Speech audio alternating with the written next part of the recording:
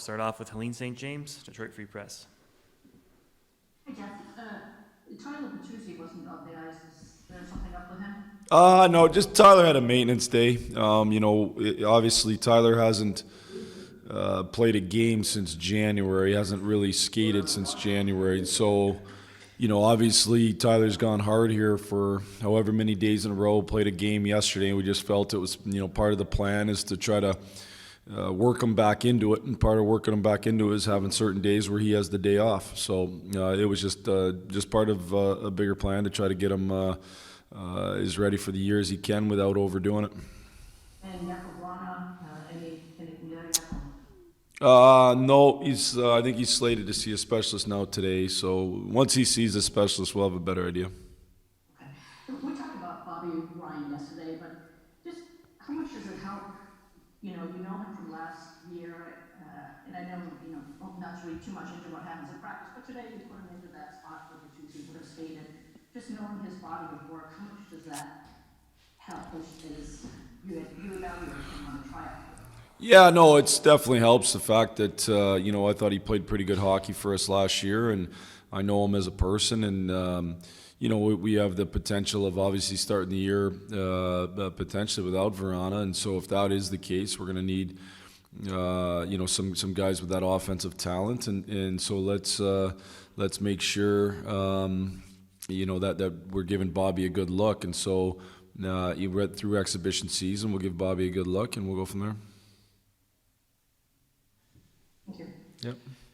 Next up, Ted Colfin, Detroit News. Hey Jeff, I know these things are fluid and things can change every day, every week, but as you sit there right now, what's Rasmussen's role right now? Where do you foresee him playing? Where do you foresee him playing? And it seemed like he was one of the guys who really did take a step forward last season, don't you think? I thought he took a step forward. Now, the next steps are harder, but I thought he took a step forward, and I think he's taken a step forward in this camp. I thought he was one of the better players in the scrimmage yesterday. I thought he did a good job. He was hard on the puck. He created space, played into what I think his role is going to be. Right now, I'd love him and we've talked about this for a long time, see him become a guy who can be a matchup type center who can play against the other team's best and play on an energy and a momentum line. And then do a good job net front on the power play. So that's what we're, working towards with him. Jordan Stahl's been one of the best at that over the years, and certainly that's a comparison that we've talked to Rass about.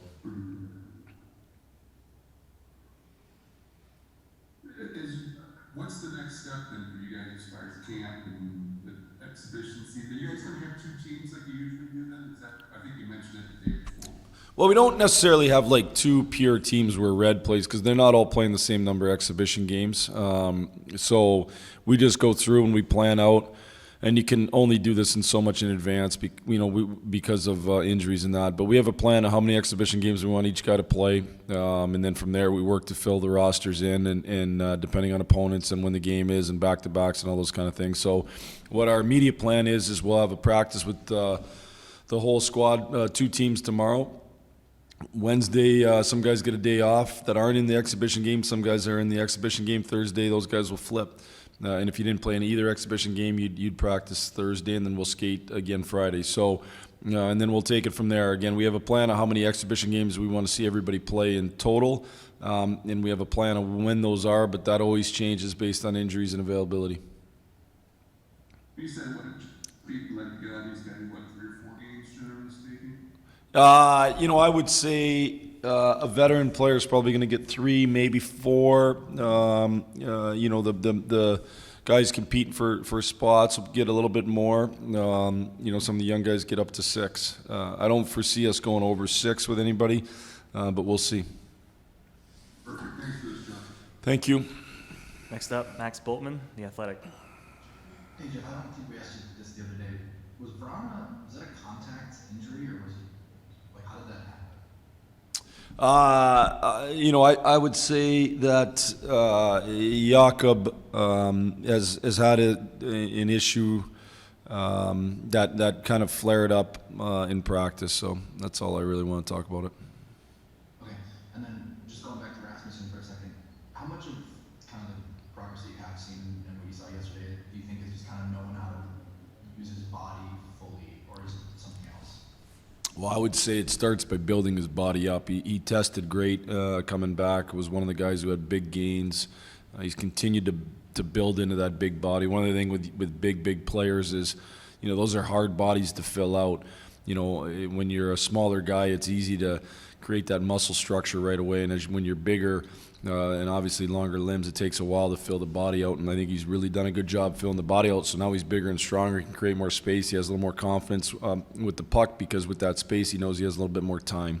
And when he goes into a battle, he's got more confidence. He's going to win it. So I think one of the big things over the last 2 years, he's put a lot of time in. He's spent a lot of time in Detroit. He's worked with skating coaches. He's gotten quicker, and he's improved his body. Thank you. Yep. Next up, Kevin Allen, Detroit Hockey Now. Hey Jeff, when you look at your goaltending, I'm sure you're sort of looking at it as a kind of initially as a split, but do you anticipate that eventually will end up like a 50-32 with one guy sort of, taking the lead, or do you kind of anticipate it could be a split all the way through? Kevin, I'm gonna let their play dictate that. So I don't know that I anticipate either yet. I would say I certainly don't see somebody playing 60 games. That's really hard to do in this league. So I think at the most it would be somewhere in that 50 to 32 type split. And if they're both playing great hockey, who knows? Maybe it's 40-40, 41-41. So we'll see. We'll see how the year goes. We want to have. We obviously have some thoughts in place, and we'll start the season. We don't want to be overreactionary, but you have to base it just like everybody else a little bit on their play. You've been around a long time, and as you just part of the game, but when you get like a Ron injury in the first shift, he's on guys given last year you only got 90, you got confused, you just shake your head at the bad luck of the draw. Yeah, injuries are tough for sure. They affect your team. They obviously affect the different players you can put out there, and there's zero doubt about that. But, I try to spend my life worrying about things I can control, and I'm not always perfect at it, but I it's something I've talked to our team about, and something I try to remind myself every day. Like, if Ron is out for a period of time, there's nothing we can do about that. So we got to find a way to improve with the group we have and win with the group we have. That's just reality. I just wonder, is there anything about the training camp or any of the players that have qualified as your biggest surprise in terms of how they've improved, or how they showed up in camp, or attitude, anything at all that you noticed? Yeah, it's a good question. I think overall the guys' numbers in terms of physical testing, their endurance levels, all that kind of stuff's been real good. So I think guys have come in real good shape. There's been some young guys that I just didn't know very well that have surprised me, whether it be a Tatayev, a Sabrango, real young guys that I'm not saying necessarily are going to start the year in Detroit, but there certainly have been pleasant surprises. I've been impressed with a guy like Rasmussen in terms of the work he's put in and where he sits today. I think Robbie Fabry, I think Philip Hronek, I think Danny DeKaiser, like those guys have been real good every day. So, I think our guys know there's a competition here, and I think they know we have to be in elite kind of shape in order for us to be a team that competes on a night-to-night basis, and I think guys came into camp that way. Thanks, Jeff. Yep. Next up, George Malik, The Malik Report. Hi, Coach. I was wondering if you could talk about, if we're talking about testing, definitely the skating test today provides these players with a sort of a visceral reminder of the shape that they have to be in playing the NHL, and for some of the younger guys, it really seemed to gas them, but that's a good thing. Yeah. I mean, the reason we do it is, ultimately, George, we're not going to win by outscoring everybody every night. We're going to have to do other things better than people. And so being in better shape than other people is one of the ways. Skating more than other people is one of the ways. So, it's done as a kind of thing hanging over our guys' heads going into camp, knowing that they better come in great shape. And, man, it's not an easy thing. But it's also, through struggles, sometimes you bond too. And so I think that's okay for guys to go through some of those struggles.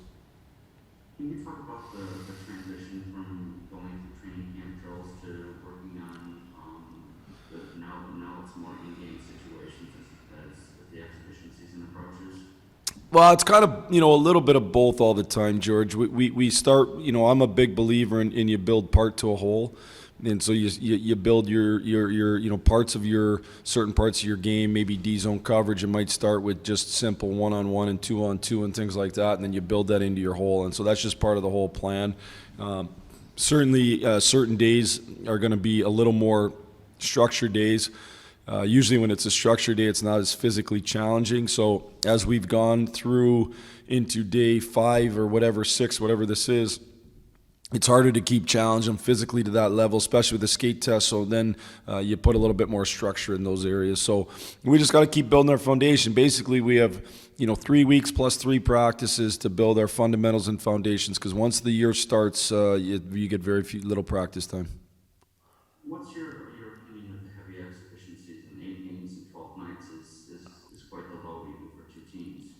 It's outside of my decision-making responsibility. So, I think there's a bonus to playing a lot of exhibition games in a sense that you get a chance to see a lot of different guys in different situations. And I think the negative is you don't get as much practice time. But that's, listen, again, with the 3 practices, even before we start, we'll have enough practice time. So this gives a chance to evaluate everybody. Thank you, Coach. Yep. Our last question, Bob Duff, Detroit Hockey Now. Jeff, you mentioned Tataryn there. We kind of call him Austin Powers because he's like this international man of mystery. What did you know about him beforehand? Obviously, his numbers jump off the page, but how much have you learned about him and what are your impressions of him? I didn't know a lot about him. I saw him around this summer. He came over fairly early and was skating around our rink, so I got a chance to meet him a little bit. And he doesn't, he's learning the English language, and that's hard. It's hard in practice. It's hard for a young guy. You imagine, I'd have a hard time as a 47-year-old going over to Russia, not knowing the language at all, and trying to interact. And he's a younger guy, and he's been good. He's got a lot of good instincts. He doesn't totally look the part. He's a little undersized. He's not an elite skater, and those guys aren't, flying around the NHL a whole bunch. But some guys do make it, and he knows how to create space for himself. He's really slippery. He's smart. He's heavy on the puck for a little smaller guy. He works his tail off. He's done lots of things well, so he's been a real pleasant surprise. And from watching the prospects games, he seems to be a guy that doesn't have any aversion to going into traffic either. No aversion to traffic, no aversion to hold on to the puck, no aversion to play extremely hard. So, we'll see. Again, it's different. You know how this thing goes. It ramps up in the exhibition season, and then you're going 100 miles an hour faster in the regular season, and then it just keeps ramping up. So we'll see as it goes through exhibition season if he can continue to impress the way he has so far. But he's done a good job so far.